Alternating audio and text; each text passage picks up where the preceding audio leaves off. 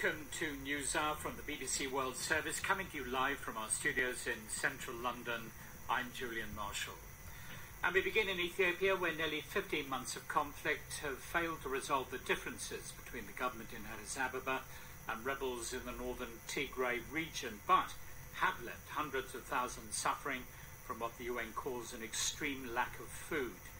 It's a conflict that has ebbed and flowed since November 2020, when government troops began an offensive in Tigray after rebels of the TPLF attacked a military barracks. After initially losing control of Tigray's towns, the TPLF regrouped and retook Tigray before launching offensives in neighbouring Amhara and Afar regions. At one point, the rebels were advancing on Addis Ababa, but last November retreated to Tigray, where this week they announced another offensive in Afar region.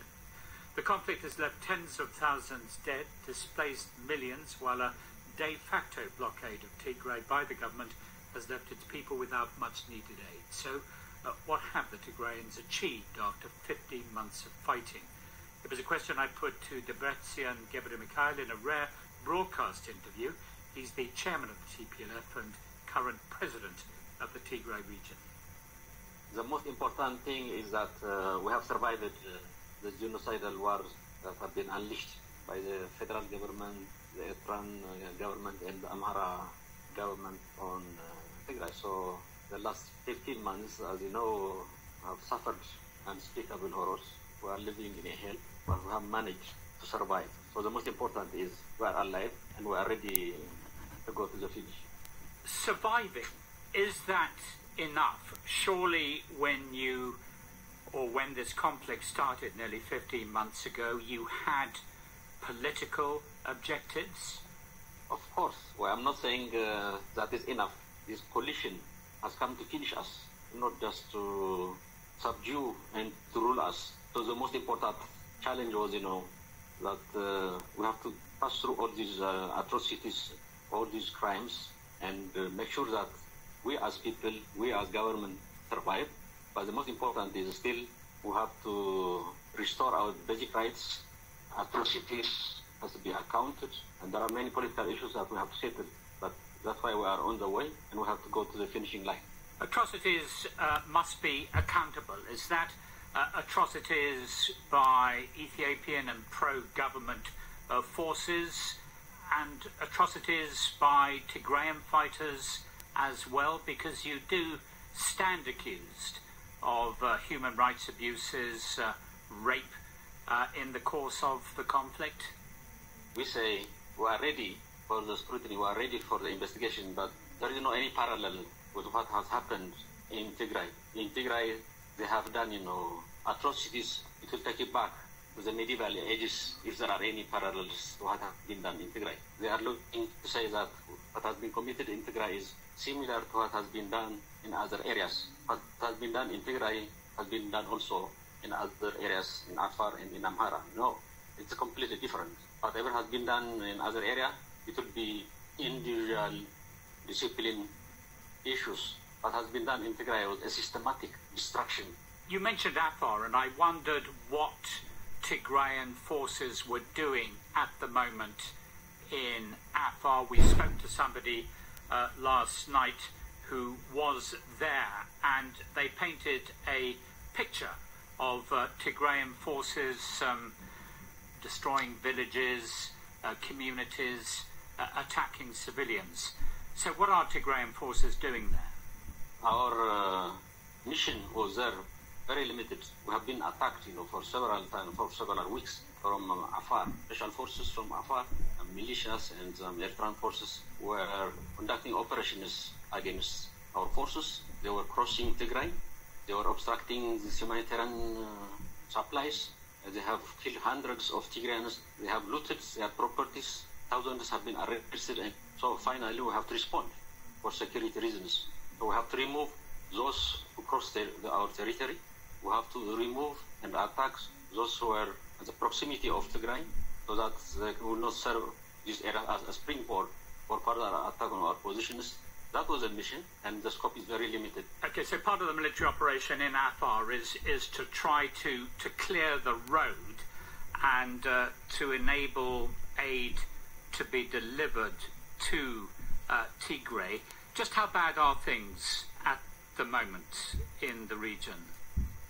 People are dying lack of food. People are dying because of lack of medicine.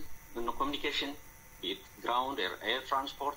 There is no cash. Banking service has been suspended. There is no telecom. There is no internet. There is no power. You can imagine the hell our people are living in. The government is using hunger as a tool of war. This is a war crime.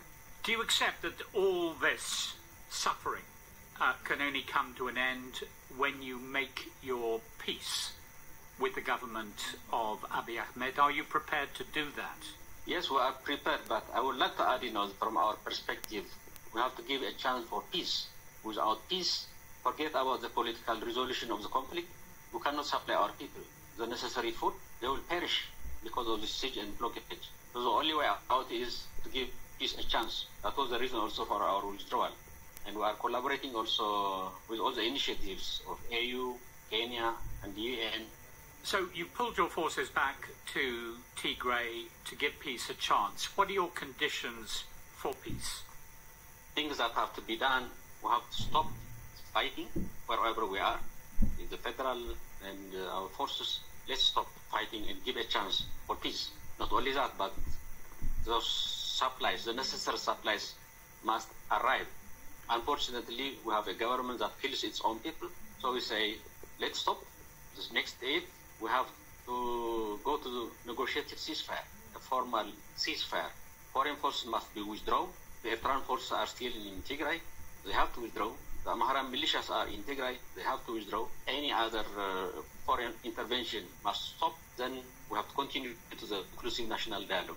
Are you talking to the federal government at the moment, if not openly, perhaps through intermediaries?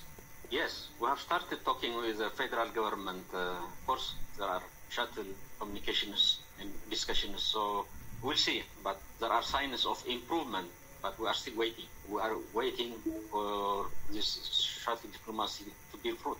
But would it be true to say that you are now perhaps negotiating from a position of weakness rather than strength? You've fallen back, you've retreated to Tigray. The population is being deprived of food. You don't really have any strong cards to play, do you? No, I disagree. And our withdrawal does not mean we are weak. We are giving peace a chance. No military force has pushed us. We have simply withdrawn. We are on the offensive. We are moving forward, but we said, let's hold. The international community is saying, stop, don't get to this. There will be a bloodshed. So it was a decision to give a chance. We have been fighting, for the last 15 months, as you know. So to defend our right, we'll go the last person. There is no compromise on our right. Our right must be still restored. We have to go to the negotiating table to address the political conflict. The withdrawal must be assured, Eritrean and others. Less than that, we will never accept. We'll continue our fighting. So this has to be clear. This has to be understood. We have shown to the world how capable we are to defend our right. No force can rule us. We can only be ruled by law, by negotiation, by consent. That was Sebastian Gebre-Mikhail, chairman of the TPLF rebel group and current president of the Tigray region in Ethiopia. And listening to that interview was Chetel Tromvol, a professor of peace and conflict studies at Oslo New University College. It is obvious the international community an opportunity to put in motion a peace process. They are holding back some of their military engagements, clearly. They have given up a lot of terrain, but at the same time, they are standing their ground to defend the part of Tigray they are controlling. As we see with the recent skirmishes on the Tigray-Afar border. They have entered northern Afar regional state in an attempt, as they explain it, to create a certain buffer zone to stop the continuous kind of attacks inside Eritrean territory. But then they are allowing for peace process to emerge by not, for instance, launching an offensive to take back West Tigray as also belongs to the Tigrayan regional state. But are they in a position, in your view, to mount such an offensive? You seem to be saying that they haven't been militarily defeated, that they have just effected a strategic withdrawal. They claim they have effected a tactical withdrawal. Certainly, they have lost a lot of their troops in the offensives over the last 15 months. But so far as the information we do have indicates that the fighting army of TDF is still intact. They withdrew with their heavy equipment of artillery and lorries and tanks. Their chain of command, their military leadership is still intact. So yes, I still believe that they do have the capacity to launch a new offensive if they so decide. You heard Debretsion Gebremichael say that the Tigrayans were prepared to give peace a chance. Is that also the view, though, of the Ethiopian government?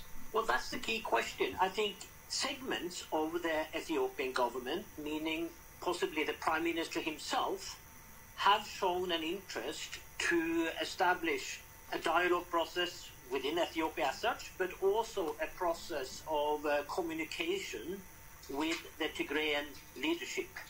But there are other segments of the government who hold opposing views, who still harbor an interest to settle this one time and for all by military means, meaning the extermination of TPLF and the Tigrayan leadership. As was articulated the other day by an Ethiopian general.